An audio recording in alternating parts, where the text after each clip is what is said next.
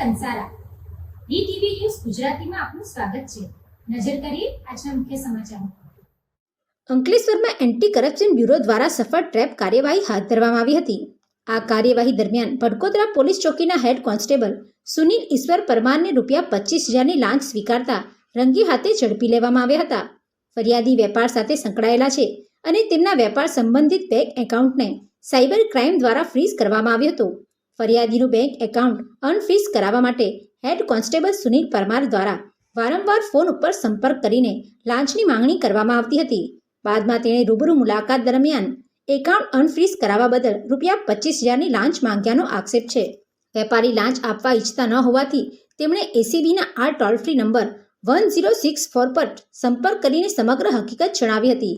ACB Vadodara શહેર field દ્વારા ફરિયાદની પ્રાથમિક ચકાસણી કરવામાં આવી હતી, જેમાં ફરિયાદ સાચી હોવાનું સામે આવતા વાલિયા ચોકડીથી ભરૂચ જતા રોડ ઉપર આવેલા પાટીદાર રજવાડી ટી સ્ટોલ બહાર ટ્રેપ ગોઠવવામાં આવી હતી। ટ્રેપ દરમિયાન સુનિલ પરમાર ફરિયાદી સાથે હેતુલક્ષી વાતચીત કરીને ₹25,000ની લાંચ સ્વીકારી હતી।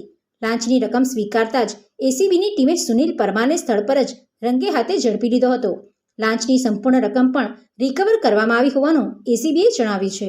Pintu Modi, DTV news, Ankleshwar.